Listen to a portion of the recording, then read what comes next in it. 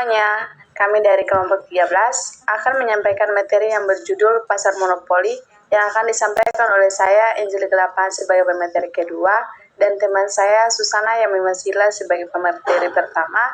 Presentasi kali ini menggunakan metode pecah kucak.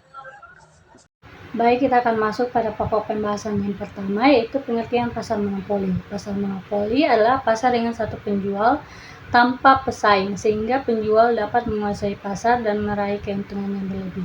Contoh pasar monopoli yang pertama itu PLN, Pertamina, dan Telkom merupakan contoh pasar monopoli.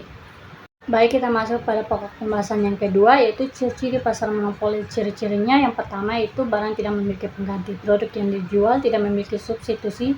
Yang kedua itu satu penjual tunggal, hanya ada satu perusahaan yang menjual produk tersebut di pasar. Yang ketiga itu penentu harga, monopoli dapat menentukan harga karena tidak ada pesaing. Yang keempat itu promosi minim, karena tidak ada pesaing, promosi iklan biasanya tidak diperlukan.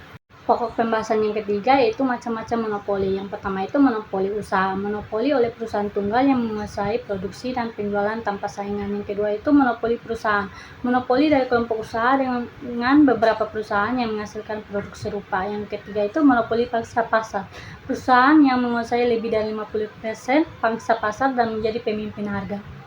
Pokok pembahasan keempat yaitu faktor penyebab terjadinya monopoli. Yang pertama itu sumber daya unik. Perusahaan memiliki sumber daya istimewa yang tidak dimiliki pesaing lain. Yang kedua itu skala ekonomi. Produksi besar memungkinkan biaya rendah sehingga sulit bagi perusahaan baru bersaing. Yang ketiga itu peraturan pemerintah. Paten, hak cipta, dan hak usaha memberikan monopoli legal.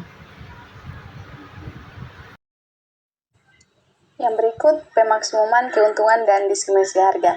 Pemaksimuman keuntungan maksimum dicapai saat hasil penjualan marginal sama dengan biaya marginal. Sedangkan diskriminasi harga, yaitu monopolis menetapkan harga berbeda di tiap pasar berdasarkan biaya dan permintaan untuk memaksimalkan keuntungan. Yang berikutnya, syarat diskriminasi harga dalam monopoli. Yang pertama, barang tidak bisa dipindah.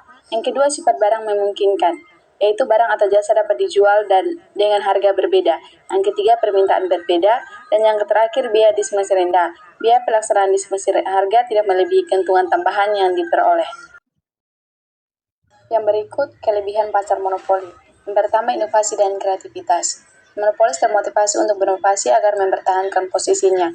Yang kedua, stabilitas pasar. Yang ketiga, penelitian dan pengembangan. Yang keempat, penghargaan hak cipta. Yang kelima, kualitas terjaga, yaitu produk dijaga kualitasnya agar konsumen tetap setia. Adapun kelemahan dalam pasar monopoli, yaitu ketidakadilan. Hanya pihak monopoli yang diuntungkan, konsumen dan pesaing dirugikan. Yang kedua, pemborosan, kurangnya efisiensi karena tidak ada tekanan pesaing. Yang ketiga, konsumen terbatas pilihan. Dan yang terakhir, eksploitasi, perusahaan bebas menggunakan sumber daya tanpa kontrol. Yang berikut, ketiadaan kurva penawaran dalam pasar monopoli. Dalam pasar monopoli, biaya marginal tidak membentuk kurva penawaran yang tetap. Harga dan jumlah produksi tidak memiliki hubungan langsung yang konsisten, sehingga kurva penawaran tidak dapat digambarkan. Hal ini berbeda dengan pasar persaingan sempurna, di mana kurva penawaran jelas menunjukkan hubungan dan harga dan jumlah yang ditawarkan.